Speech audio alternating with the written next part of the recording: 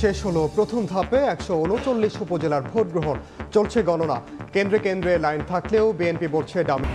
ফিলিস্তিন ইস্যুতে মুসলিম বিশ্ব ঐক্যবদ্ধ না থাকায় প্রধানমন্ত্রীর ক্ষোভ। নির্যাতিতদের জন্য দোয়া করতে হজ যাত্রীদের প্রতি আহ্বান। উদ্বোধন করলেন হজ ক্যাম্প। খবরদারির মনোভাব থেকে সরে এসে বাংলাদেশের কূটনৈতিক আনুকূল্য পেতে মরিয়া যুক্তরাষ্ট্র। সফরে আসছেন ডোনাল্ড ট্রাম্প। নতুন উচ্চতায় যাবে সম্পর্ক বলছেন পররাষ্ট্রমন্ত্রী। এবং গভীর সমুদ্রে তেল গ্যাস অনুসন্ধানে দরপত্র কিনেছে 7টি আন্তর্জাতিক কোম্পানি। আগামী বছর চূড়ান্ত জানালেন প্রতিমন্ত্রী। বিদেশি বিনিয়োগকারীদের অংশগ্রহণের আহ্বান।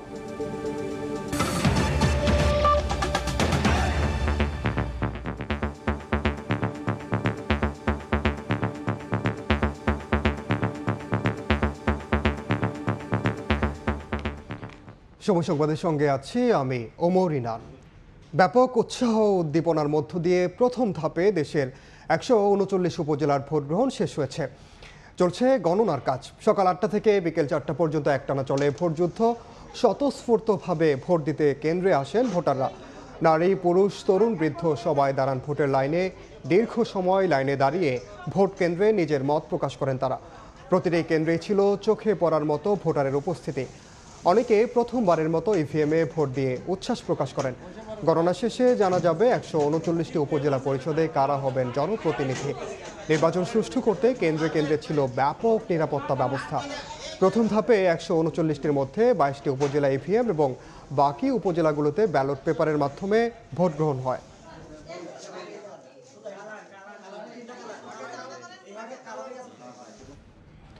উপজেলা নির্বাচনের ভোট গণনার খবর জানাতে এই মুহূর্তে ঢাকার কেরানীগঞ্জে আছেন সহকর্মী সানবির রূপল এবং বরিশাল সদর উপজেলায় আছেন অপূর্ব অপু। সরাসরি প্রথমে যাচ্ছি রূপলের কাছে।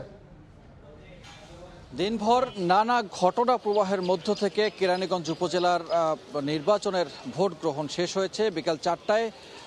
সারা দিনভরই নানানভাবে এজেন্টদের হয়রানি করা এবং বিভিন্ন জায়গায় এজেন্টদের বের করে দেওয়া, ভোটারদের উপরে প্রভাব বিস্তার করা, কোথাও ব্যালট ছিনতাই, এমন সব অভিযোগ বা ঘটনাও কিন্তু ঘটেছে। সেই সমস্ত ঘটনার মধ্য থেকেই এই কেরানীগঞ্জ উপজেলার ৬ লাখ মানুষের এই উপজেলাটি ভোট গ্রহণ শেষ হয়েছে। এখন চলছে ভোট গণনা এবং ভিতরে কিছুক্ষণ আগেই ভোট গণনা শুরু হয়েছে। ভোট গণনাটি অন্তত যাতে সুন্দরভাবে সুষ্ঠুভাবে শেষ হয় সেদিক দিয়ে কিন্তু এখনও আইনশৃঙ্খলা রক্ষা বাহিনী তারাও এই পুরো প্রধান ফটকগুলোতে পাহারা দিয়ে যাচ্ছেন এবং ভেতরে যাতে অযাচিত আর কোনো অঘটন না ঘটে সেদিক দিয়ে কিন্তু তারা সতর্ক অবস্থায় আছে। অন্যদিকে এই সকালবেলা থেকে কিন্তু কাপ্রিস মার্কার আলতাফ হোসেন বিপ্লব তিনি অভিযোগ করছিলেন বিভিন্ন জায়গা থেকে তাদের এজেন্টকে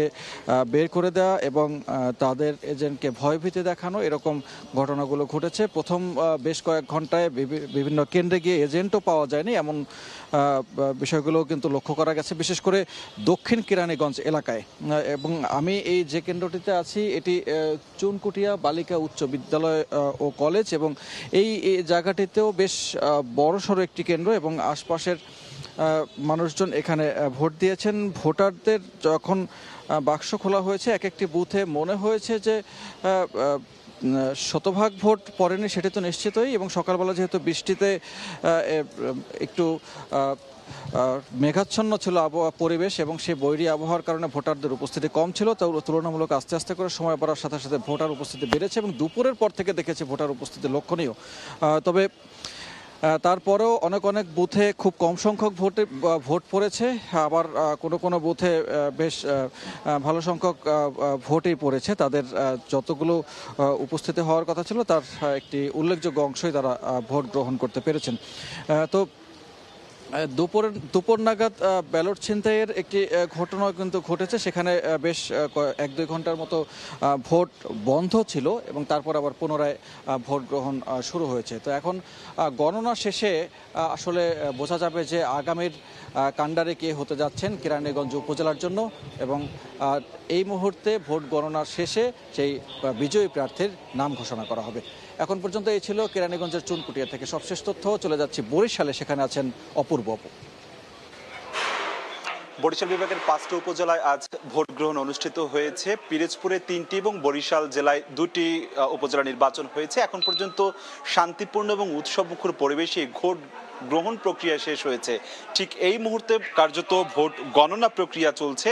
আপনি জানেন যে বরিশালের যে 2টি উপজেলা নির্বাচন হচ্ছে, একটি হচ্ছে বরিশাল সদর এবং অপরটি হচ্ছে বরিশালের বাকেরগঞ্জ উপজেলায়। আমি এই মুহূর্তে আছি বরিশাল সদর উপজেলার বিল্লবাড়ি ইউনিয়নে রয়েছি, প্রাথমিক বিদ্যালয়ে রয়েছি। এখানে যে ভোট কাস্টিং হয়েছিল সেটি এই মুহূর্তে আসলে ভোট গণনা প্রক্রিয়া চলছে। ঠিক এই মুহূর্তে আপনি জানেন যে বরিশাল সদর উপজেলায় মোট ভোটার রয়েছে 1,95,299 জন এবং বাকেরগঞ্জে ভোটার রয়েছে 3,01,11 জন। মোট ভোটার সংখ্যা বরিশালের যে 2টি উপজেলায় সেখানে 4,96,510 জন এবং 181টি কেন্দ্রে 1230টি ভোট কক্ষে ভোট গ্রহণ কিন্তু সুষ্ঠু এবং শান্তিপূর্ণভাবে ভোট গ্রহণ সম্পূর্ণ হয়েছে এবং সেখানে আইনশৃঙ্খলা রক্ষাকারী বাহিনীর দিনভর আমরা বাড়তি নজিরবিহীন তৎপরতা দেখেছি। কোথাও কোনো অপ্রীতিকর ঘটনা, তেমন বড় আকারে যে ঘটনাগুলো ঘটে থাকে সাধারণত নির্বাচনের সময়গুলোতে, সেটি কিন্তু আমরা অন্তত এই উপজেলা পরিষদের নির্বাচনে বরিশালের ক্ষেত্রে দেখিনি। বাকেরগঞ্জে একটি কেন্দ্রে সেখানে হাঙ্গামা হয়েছে, 2 প্রার্থী সমর্থকদের ভিতরে ধাওয়া পাল্টা দেওয়ার ঘটনা ঘটেছে, প্রিজাইডিং অফিসার জানিয়েছেন। সেটি কেন্দ্রের বাহিরেও হয়েছে, জাল ভোটের একটি অভিযোগ এসেছে, কিন্তু সেটি আমলে নেয়নি বা বড় ধরনের কোনো অপ্রীতিকর ঘটনা নয় বলে জানিয়েছেন জেলা রিটার্নিং কর্মকর্তা। রাত 8টার সময় বরিশালের আঞ্চলিক নির্বাচন কর্মকর্তার কার্যালয়ে আনুষ্ঠানিকভাবে ফলাফল ঘোষণা করা হবে। এই মুহূর্তে ভোট গণনা চলছে। ঠিক যদি জানাই বরিশাল সদরে 5 জন প্রার্থী রয়েছে, 5 জন প্রার্থী আওয়ামী লীগ ঘরানার হওয়ায় হাড্ডাহাড্ডি একটি লড়াই হবে। কে জিতবে সেটি আসলে নিশ্চিত করে কোনো প্রার্থীর সমর্থকরাই বলতে পারছে না। ঠিক এই মুহূর্তে যেটি রয়েছে, একদিকে যেমনি ভোট গণনা ঠিক এই মুহূর্তে চলছে, আরেকদিকে ভোটের পরিবেশ স্বাভাবিক রাখবার জন্য আইন শৃঙ্খলা রক্ষাকারী বাহিনীর আমরা বেশ বাড়তি অনেক তৎপরতা লক্ষ্য করেছি। বিশেষ করে বাহিরের চিত্রটিও যদি দেখাই, এই মুহূর্তে বাহিরে বিপুল সংখ্যক নেতাকর্মীরা উপস্থিত রয়েছে এবং বিভিন্ন নেতাকর্মীদের কর্মী সমর্থকরা তারা বাহিরে উল্লাস করছে। সবারই প্রত্যাশা, যেহেতু ভোটটি সুষ্ঠু হয়েছে, নিরপেক্ষ হয়েছে, সেই জায়গা থেকে ভোটের বিজয় বা জয় লাভ প্রত্যেকেই আশা করছে এবং শান্তিপূর্ণ একটি ভোট বরিশালবাসী দেখেছে। আইন শৃঙ্খলা রক্ষাকারী বাহিনীর নজিরবিহীন তৎপরতা ছিল। প্রত্যেকটি ইউনিয়নে 1 জন করে ম্যাজিস্ট্রেট ছিল এবং 2 উপজেলাতে সেখানে 1 জন করে জুডিশিয়াল ম্যাজিস্ট্রেট ছিল। আপাতত আমার কাছে সবশেষ এতটুকু খবর ছিল বরিশাল সদর উপজেলা নির্বাচন থেকে। সরাসরি যুক্ত ছিলাম বরিশালে, এর আগে যুক্ত ছিলাম রাজধানীর কেরানীগঞ্জে। কিছু বিচ্ছিন্ন ঘটনা ছাড়া নির্বাচন সুষ্ঠু হয়েছে বলে জানিয়েছেন প্রধান নির্বাচন কমিশনার কাজী হাবিবুল আওয়াল। ভোট কেন্দ্রের ভেতর কোনো সহিংসতা হয়নি জানিয়ে তিনি বলেন, 2টি কেন্দ্রের বাইরে সহিংসতার ঘটনা ঘটলে সেগুলো বন্ধ করে দেওয়া হয়। বিকেলে নির্বাচন কমিশন সচিবালয়ে এই কথা জানান সিইসি। নির্বাচন ভালোভাবে অবাধ, নিরপেক্ষ এবং শান্তিপূর্ণ হয়েছে। কিছু কিছু বিক্ষিপ্ত ঘটনা ঘটেছে, সীমিত পর্যায়ে কিছু অনিয়ম হয়েছে, যে কারণে আমরা তাৎক্ষণিকভাবে পদক্ষেপ নিয়েছি।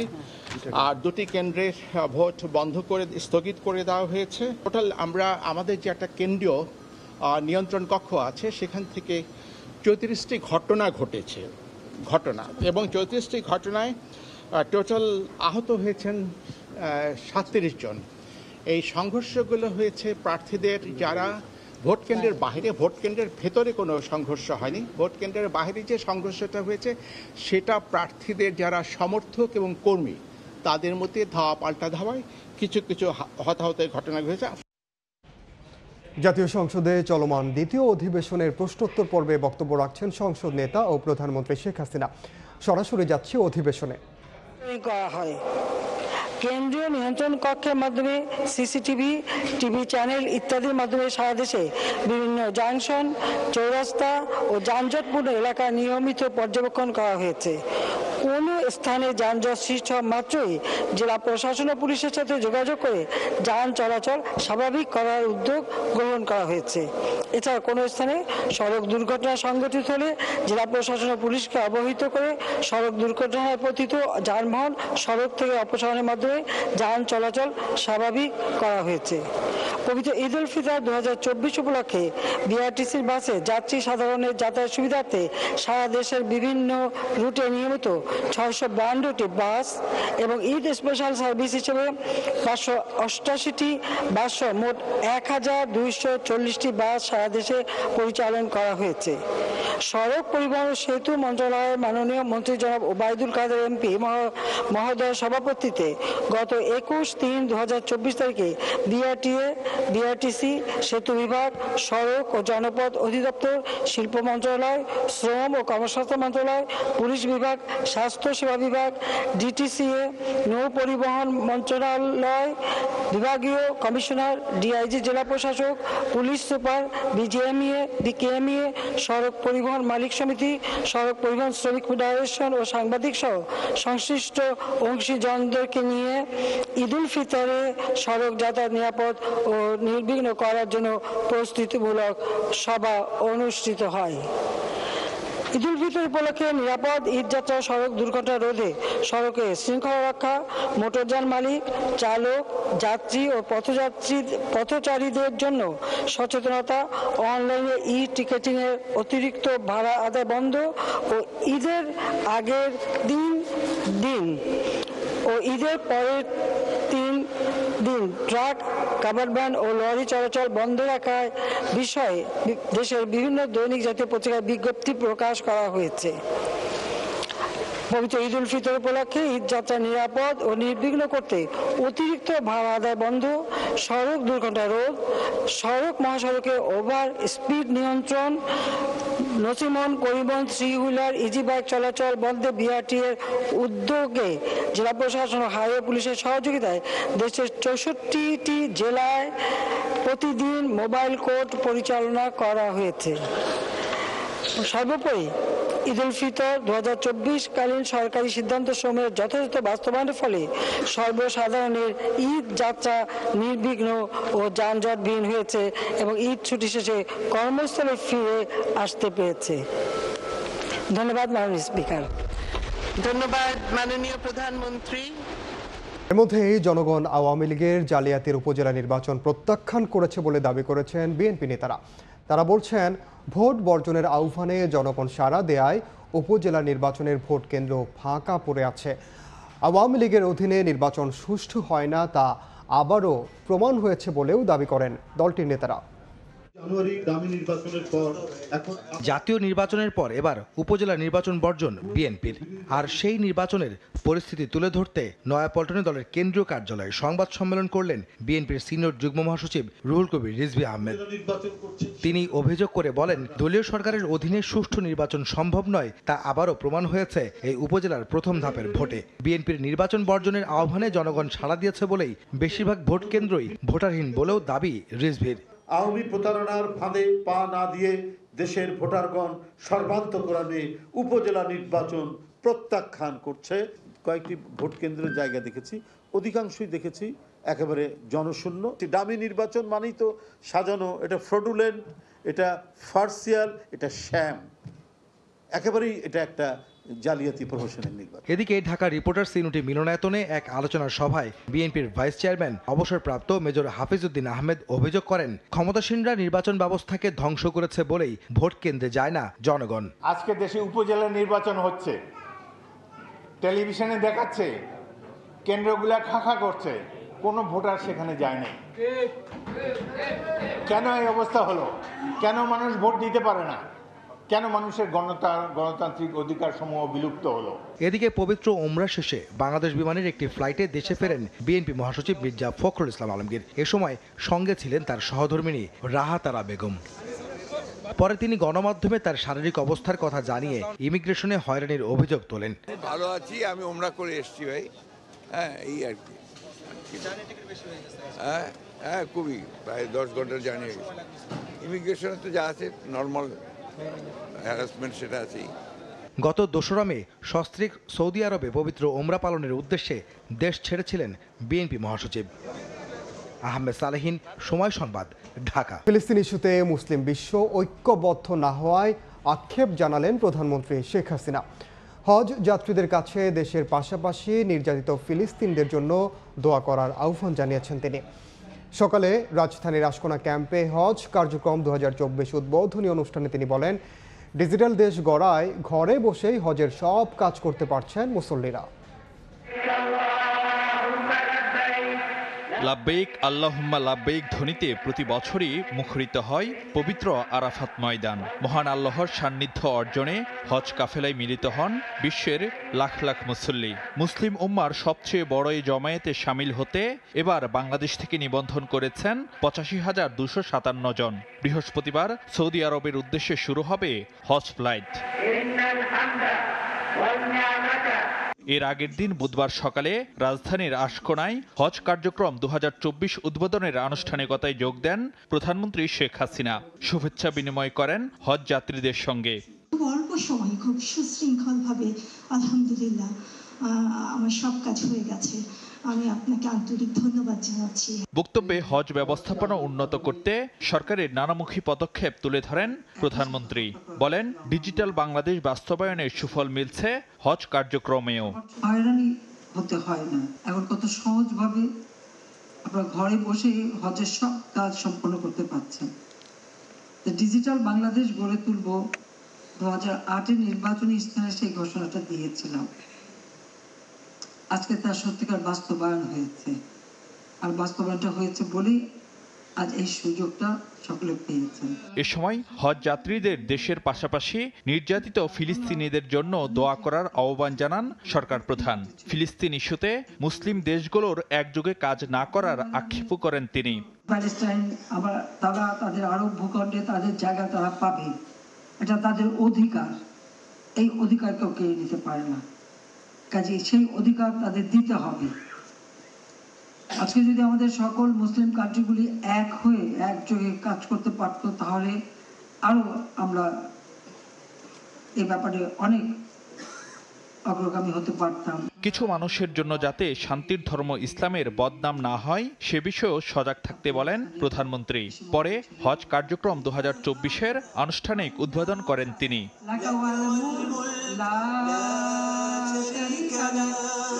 ফারুক ভিয়া, রবিন, সময় সংবাদ, ঢাকা। বাংলাদেশ সম্পর্কে খবরদারিমূলক মনোভাব থেকে সরে এসে এখন কূটনৈতিক আনুকূল্য পেতে মরিয়া যুক্তরাষ্ট্র। এমন মন্তব্য করে আন্তর্জাতিক সম্পর্ক বিশ্লেষকরা বলছেন, ফিলিস্তিন ইস্যুতে ইসরায়েলের পক্ষ নেয়ায় বাংলাদেশকে মানবাধিকার ও গণতন্ত্র নিয়ে যুক্তরাষ্ট্রের বার্তাগুলো অর্থহীন হয়ে পড়েছে। পররাষ্ট্রমন্ত্রী বলছেন, লুর সফরে নতুন উচ্চতায় যাবে ঢাকা ওয়াশিংটন সম্পর্ক। চলতি মাসে ঢাকা সফরে আসছেন ডোনাল্ড ট্রাম্প, আর এটিই হবে তার চতুর্থ ঢাকা সফর। মানুষের দেশ বাংলাদেশে ফিরে আসতে পেরে আমি আনন্দিত। যুক্তরাষ্ট্রের দক্ষিণ ও মধ্য এশিয়া বিষয়ক সহকারী পররাষ্ট্রমন্ত্রী ডোনাল্ড লু বাংলাদেশের মানুষের কাছে এখন আর অপরিচিত কেউ নন। 2023 সালে জানুয়ারি ও জুলাইতে দুইবার বাংলাদেশে এসে আলোচনার সৃষ্টি করে গেছেন তিনি। এর আগে বারবার প্রেসক্রিপশন দিয়েছেন সুষ্ঠু নির্বাচনের আগে গত নভেম্বরে চিঠি দেন আওয়ামী লীগ, বিএনপি ও জাতীয় পার্টিকে। সেই ডোনাল্ড লু চলতি মাসের মাঝামাঝিতে আবারও আসছেন ঢাকায়। তবে এবার অভ্যন্তরীণ রাজনীতি সম্পর্কে কোনো নসিহত নয়, বরং বাংলাদেশের সঙ্গে যুক্তরাষ্ট্রের সম্পর্ক উন্নয়নের বার্তা নিয়ে আসছেন তিনি। ডোনাল্ড লু মূলত আসছেন হচ্ছে রোহিঙ্গা ক্রাইসিস নিয়ে আলাপ আলোচনা করার জন্য, এবং এই ক্ষেত্রে আমাদের যে সহযোগিতা সেটি নিয়ে আলাপ আলোচনা করা এবং অন্যান্য বিষয়গুলো নিশ্চয়ই আলোচনায় আসবে। ঘনিষ্ঠভাবে কাজ করার মাধ্যমে আমাদের দুই দেশের যে অত্যন্ত চমৎকার বন্ধুত্বপূর্ণ সম্পর্ক আছে সেটি আরও গভীরে প্রতীত হবে। নির্বাচনের আগে মার্কিন যুক্তরাষ্ট্রের কিংবা ডোনাল্ড লুর বক্তব্য ও আচরণের সঙ্গে এখন কি কোনো ফারাক এসেছে? অভ্যন্তরীণ রাজনীতি নিয়ে একরকম খবরদারি মনোভাব থেকে সরে এসে মার্কিন যুক্তরাষ্ট্র এখন যে কোনো মূল্যে বাংলাদেশের কূটনৈতিক আনুকূল্য পেতে মরিয়া। আন্তর্জাতিক সম্পর্ক বিশ্লেষকরা মনে করেন, ইন্দো প্যাসিফিক ও ভারত মহাসাগর অঞ্চলে প্রভাব বিস্তার করতে বাংলাদেশকে গুরুত্বপূর্ণ অংশীদার হিসেবে পেতে চায় মার্কিন সরকার। পাশাপাশি অর্থনৈতিক উন্নয়নের ফলে বাংলাদেশে বাণিজ্যের সুযোগও ছাড়তে চায় না দেশটি। কোনো দেশ পৃথিবীতে যখন তার উন্নয়ন কাঠামো মোটামুটি তৈরি করে, তখন বড় আকারে একটা স্পেস তৈরি হয় যে সেখানে বড় ধরনের ইনভেস্টমেন্ট হতে পারে এবং সেই সব দেশের লাভ হতে পারে। স্বাভাবিকভাবে আমেরিকাও চাইবে যে বড় ধরনের পার্টনারশিপ কোথায় করা যায়, কারণ এখন তো কম্পিটিটর তো অনেক বেশি। অন্যদিকে ফিলিস্তিন ইস্যুতে ইসরায়েলের পক্ষ নেয় বাংলাদেশকে মানবাধিকার ও গণতন্ত্র নিয়ে যুক্তরাষ্ট্রের বার্তাগুলো অর্থহীন হয়ে পড়েছে বলে মনে করেন বিশ্লেষকরা। গাজাতে বা ইউক্রেনে কতগুলো ঘটনা ঘটছে যেখানে তাদের ওই বার্তাগুলোর কোনো মিনিং থাকে না। কি গণতন্ত্র, কি হিউম্যান রাইটস, এই বার্তাগুলো এখন আর মানুষ সিরিয়াসলি নেয় না, এমন ওই মানে আমেরিকার দেশের লোকরাই নেয় না। চীন, রাশিয়ার মতো পরাশক্তিগুলো পাশে থাকায় বাংলাদেশ যেন মার্কিন বিরোধী ব্লকে ঢুকে না পড়ে সে চিন্তা রয়েছে যুক্তরাষ্ট্রের। চীনের সাথে বড় ধরনের সম্পর্ক আছে। তাজওয়ার মাহমিদ, সময় সংবাদ, ঢাকা। গভীর সমুদ্রে তেল গ্যাস অনুসন্ধানে 7টি আন্তর্জাতিক কোম্পানি দরপত্র কিনেছে বলে জানিয়েছেন বিদ্যুৎ ও জ্বালানি প্রতিমন্ত্রী নসরুল হামিদ। সার্বিক মূল্যায়ন শেষে আগামী বছর চূড়ান্তভাবে কাজ শুরু করবে চুক্তিবদ্ধ কোম্পানি। এদিকে বিদেশি বিনিয়োগকারীদের বাংলাদেশে বিনিয়োগের আহ্বান জানিয়েছেন প্রধানমন্ত্রীর বিদ্যুৎ ও জ্বালানি বিষয়ক উপদেষ্টা ডক্টর তৌফিক ইলাহি চৌধুরী। সমুদ্র সীমা নির্ধারণ শেষে বাংলাদেশ এখন প্রস্তুত গভীর সমুদ্রে তেল গ্যাস উত্তোলনের জন্য। বিনিয়োগকারী কোম্পানির মাধ্যমে তেল গ্যাস উত্তোলন করে দেশবাসীর কাছে সরবরাহের জন্য নীতিমালা প্রণয়ন করেছে সরকার। বুধবার সকালে রাজধানীর একটি হোটেলে আগ্রহী বিদেশি কোম্পানি, বিশেষজ্ঞ সহ অংশীজনদের সামনে তুলে ধরা হয় এসব বিষয়। International oil companies, academics. পরে সাংবাদিকদের প্রশ্নের জবাবে বিদ্যুৎ জ্বালানি প্রতিমন্ত্রী জানান, বেশ কয়েকটি বিদেশি প্রতিষ্ঠান সাগরে তেল গ্যাস উত্তোলনের বিষয়ে আগ্রহ দেখিয়েছে এবং আশেপাশে প্রতিটি দেশ গ্যাসের বড় একটা মার্কেট আছে। তো এই কারণে কিন্তু আজকে বিশ্বের সর্ববৃহৎ কোম্পানিগুলো আজকে তারা উৎসাহী আমাদের এই এক্সপ্লোরেশনে পার্টিসিপেট করার জন্য। এই এক্সপ্লোরেশন হবে বাংলাদেশের সবচেয়ে বলা যেতে পারে আধুনিক উপায়, দেশের স্বার্থ সর্বপ্রথম এবং সকলের স্বার্থ দেখে, ইনভেস্টরদের স্বার্থ দেখে আমরা এই বিডিংটা প্রসেসটা করতে যাচ্ছি। আর প্রধানমন্ত্রীর বিদ্যুৎ জ্বালানি বিষয়ক উপদেষ্টা তৌফিক এলাহি চৌধুরী বলেন, বিনিয়োগের জন্য বাংলাদেশে এখন চমৎকার পরিবেশ রয়েছে, ফলে সাগরে তেল গ্যাস অনুসন্ধানে এবারের দরপত্র নিয়ে বেশ আশাবাদী তিনি। আর মাল্টিক্লাইন একটা সার্ভে করা হয়েছে, যেটা দিয়ে বিনিয়োগকারীরা বুঝতে পারবে যে সম্ভাবনা কতখানি। আপনারা শুনেছেন যে ইনশাআল্লাহ এটা পৃথিবীর অন্যান্য যেসব অববাহিকা আছে তার তুলনায় এটাও সমৃদ্ধ। আমরা যেটুকু জানি যে যথেষ্ট সাড়াও পাওয়া যাচ্ছে। সেমিনারে উপস্থিত জ্বালানি বিশেষজ্ঞ জানান, এবারের জরিপ কাজ এবং দরপত্রের বিষয়গুলো তার কাছে ইতিবাচক মনে হয়েছে। আমার কাছে এটা খুবই একটা ভালো বিডিং ডকুমেন্ট বলে মনে হয়েছে, খুবই আকর্ষণীয় হয়েছে আমি মনে করি। এবং জিওলজির যে প্রেজেন্টেশনটা দেখালো এর অর্ধেকও যদি আমার মনে হয় যদি ঠিক হয়, তাহলে আমাদের খুব ভালো সম্ভাবনা আছে অফশোরে গ্যাস পাওয়ার। ফিনান্সিয়াল যেগুলো টার্মস কন্ডিশনগুলো, যে ইনসেন্টিভগুলো দেয়া হয়েছে সেগুলি খুবই আকর্ষণীয়, আন্তর্জাতিকভাবে এটা কম্পিটিটিভ মনে করি আমি। 4টি বিদেশি কোম্পানি বঙ্গোপসাগরে অনুসন্ধান কাজ শুরু করলেও বিভিন্ন সমস্যা দেখিয়ে কাজ শেষ না করেই ফিরে যায় 3টি প্রতিষ্ঠান। আর একটি প্রতিষ্ঠান এখনো অনুসন্ধান চালাচ্ছে 2টি ব্লকে। বাকি 24টি ব্লকে অনুসন্ধান চালানোর জন্যই এবার দরপত্র আহ্বান করা হয়েছে। আতাউর কাউসার, সময় সংবাদ, ঢাকা। সংবাদ প্রচারের প্রতিযোগিতায় দেশের এবং মানুষের বৃহত্তর স্বার্থের ক্ষতি হয় এমন কোনো তথ্য প্রচার না করার আহ্বান জানিয়েছেন তথ্য প্রতিমন্ত্রী মোহাম্মদ আলী আরাফাত। তথ্য অধিকার আইন নিয়ে আরও প্রশিক্ষণের প্রয়োজন, তাহলে ছোটোখাটো ভুল বোঝাবুঝি কেটে যাবে বলেও জানান তিনি। জাতীয় গণমাধ্যম ইনস্টিটিউটে এক কর্মশালায় এ কথা বলেন প্রতিমন্ত্রী। যারা তথ্য নেবেন বা যারা তথ্য দেবেন, দুই পক্ষেরই কিছু আন্ডারস্ট্যান্ডিংয়ের অভাব থাকতে পারে। এটা যে একটা শক্তিশালী অস্ত্র, ওয়েপন হিসেবে আমাদের গণমাধ্যমকে আরও শক্তিশালী করা হয়েছে, কিন্তু সেই অস্ত্রের যে ইউটিলাইজেশন হবে না অপব্যবহার হবে, ব্যবহার না অপব্যবহার, সেটার মধ্যে পার্থক্য বোঝা। একটা কালচারাল ট্রান্সফরমেশন দরকার। আমাদের যে তথ্য দেওয়ার ব্যাপারে একটা জড়তা থাকে অনেক ক্ষেত্রে, যারা দেন তাদের ক্ষেত্রে জড়তা থাকে। পাবলিক ইনফরমেশন যেগুলো জনগণের যেটা অধিকার, সেই তথ্য আমাদের দিতে হবে, এবং এইটি চাওয়ার ব্যাপারেও যে অ্যাপ্রোচটা প্রফেশনাল হওয়া, সেটাও আবার আমাদের গণমাধ্যমের কর্মী বন্ধুদের থাকার প্রয়োজন। তো দুদিক থেকেই আমরা এই উদ্যোগটি নিতে চাই। তথ্য যদি কেউ না পায়, সেই তথ্য পাওয়ার বিষয়টা আমি তথ্য মন্ত্রণালয়ের পক্ষ থেকে গণমাধ্যমের পক্ষে আমি নেগোশিয়েট করব এবং তথ্য চাইব। কলড্রপ রিচার্জের মেয়াদ ও ডেটা প্যাকেজে ৯/৬ নিয়ে তীব্র গ্রাহক অসন্তোষ উঠে এলো বিটিআরসির গণশুনানিতে। বুধবার বিটিআরসি কার্যালয়ে তোপের মুখে শিগগিরই ডেটা প্যাকেজ পুনর্নির্ধারণের কথা জানায় নিয়ন্ত্রক সংস্থা। আর মেয়াদ শেষে মোবাইল অপারেটররা গ্রাহকের টাকা কেটে নেয় কিনা সে ব্যাপারে নজর রাখার আশ্বাস দেন টেলিযোগাযোগ প্রতিমন্ত্রী। 19 টাকায় 2 দিন মেয়াদ। আমার প্রশ্ন হচ্ছে এই জিনিসগুলো কি স্যার পয়সা যায়? এটির মেয়াদ থাকবে কেন? 19 টাকা রিচার্জে 24 ঘন্টা মেয়াদ। অপারেটর ভেদে অফার করা হয় 2 কিংবা 3 দিন পর্যন্ত। মোবাইল অপারেটরদের এমন রিচার্জ কার্ড নিয়ে তীব্র ক্ষোভ প্রকাশ করলেন এই গ্রাহক। বুধবার আগারগাঁওয়ে 19 কোটি সিম কার্ড ব্যবহারকারীর পক্ষে বিটিআরসির গণশুনানিতে অংশ নেওয়া গ্রাহকরা অসন্তোষ প্রকাশ করেন মোবাইল ডাটা প্যাকেজ নিয়েও। ক্ষোভ আছে ব্রডব্যান্ড ইন্টারনেট ব্যবহারে। রোমিং সেবায় মিনিটে 33 টাকা খরচ করেও কথা বলতে না পারার অভিযোগ তুললেন একজন গ্রাহক। আমি কিছুদিন আগে চায়নাতে গিয়েছিলাম, সেখানে রোমিংয়ে ভিওএলটি চালু না থাকায় আমি প্রতি মিনিটে আমার 33 টাকা করে কেটে নেওয়া হয়েছে, কিন্তু আমি বাংলাদেশে কোনো কথা বলতে পারিনি। সবচেয়ে অবাক বিষয় হচ্ছে যে তারা গ্রাহকের ব্যালেন্স ফ্লাশ করে নিয়ে যাচ্ছে। ঢাকা শহরে এইরকম একটা প্রাণকেন্দ্রে ইন্টারনেট সেবা কি পাবো না?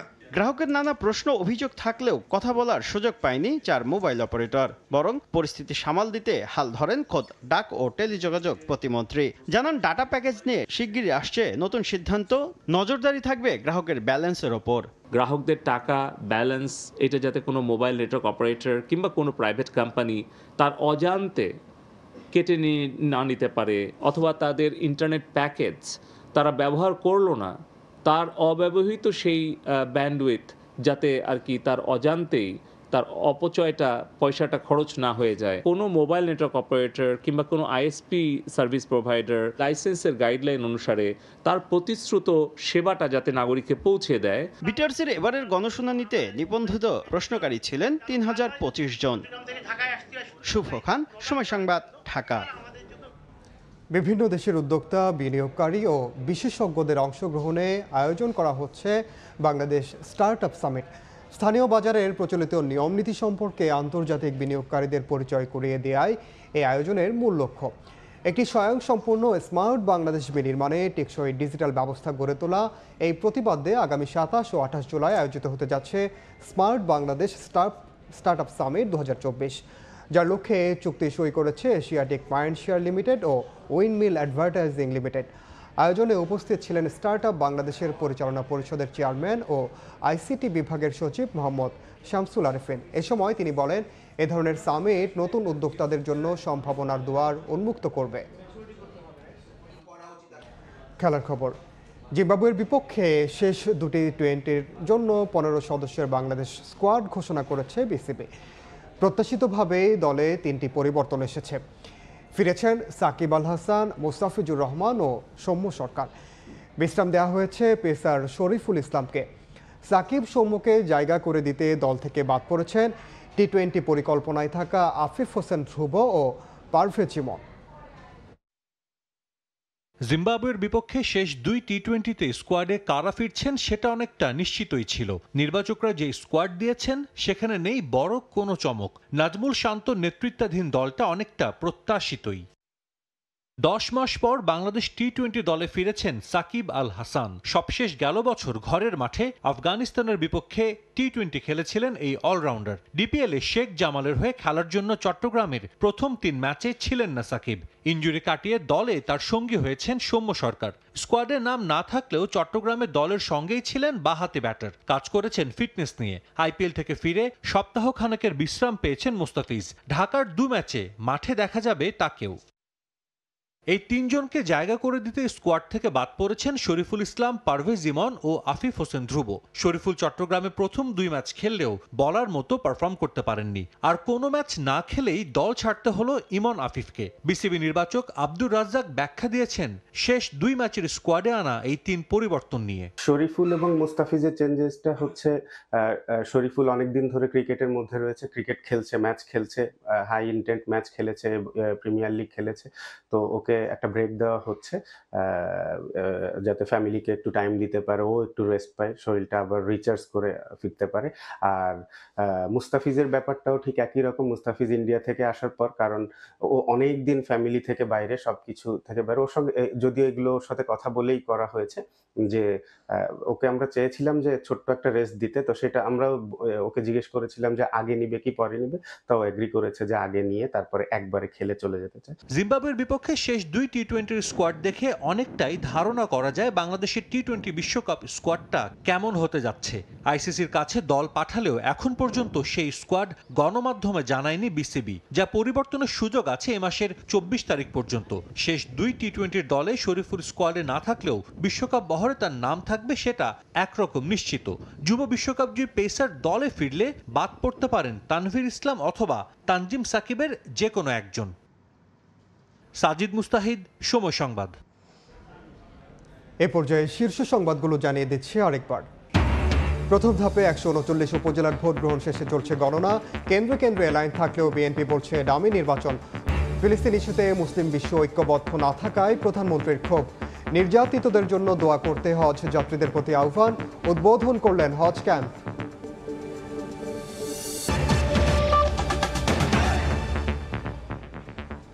এই ছিল সময় সংবাদে। বাংলার সময়ের সঙ্গে থাকবেন সহকর্মী ইমদাদুল হক। এনান, আপনাকে ধন্যবাদ। বাংলার সময় নিয়ে ফিরছি কিছুক্ষণ পর, সঙ্গে থাকুন সময়ের।